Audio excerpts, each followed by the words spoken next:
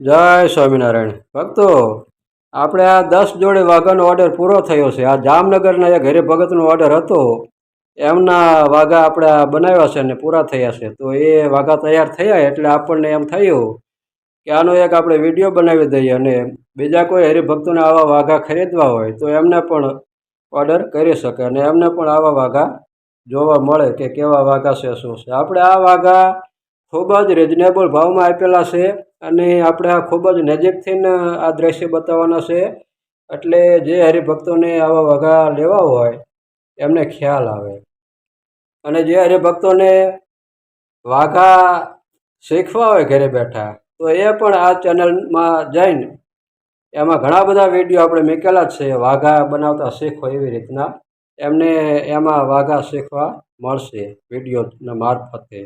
અને આ 7 ઇંચની મૂર્તિ આવે ને એમના વાઘા છે, પણ આ સિવાય કોઈ પણ સાઈઝના વાઘા બનાવવા હોય અથવા લેવા હોય તો એવા વાઘા પણ અમારી પાસેથી મળી રહેશે. હવે આપણે આ ખૂબ જ નજીકથી એક વાઘા તમને બતાવવામાં આવશે કે જે હરિભક્તોને લેવા હોય તો ખ્યાલ આવે કેવા વાઘા છે, મટીરિયલ કેવું વાપરેલું છે. આ આટેવાળી પાક છે. જો આ વાઘા આપણે આવી રીતના છે, આ એક જોડી વાઘા, આ વાઘા આવી રીતના છે. જો હા ભક્તો, આ સિવાય તમારે પગના પાયલ કે હાથના કડા એવા લેવા હોય તો એ પણ અમે બનાવીશું, એ પણ અમારી પાસેથી મળી રહેશે. જો આ વાઘા આવી રીતના છે, આ પાક આવી રીતની છે. ભક્તો જોયું ને, જો તમને બતાવવામાં આવશે, તમને ખૂબ જ મજા આવશે આ વિડીયો જોવામાં કે વાઘા કેવા છે. તમને ત્યાં બેઠા ખબર પડી જાય છે કેવી રીતનું આ કામકાજ છે. જો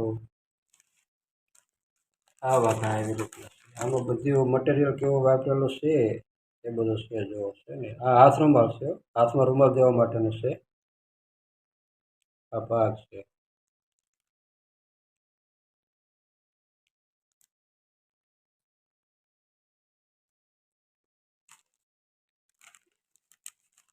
આ વાઘા આવી રીતના આ ભાગ ખૂબ જ સરસ બનાવેલો છે.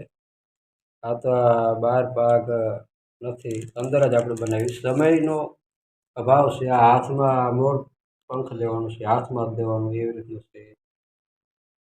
પછી આ વાઘા છે.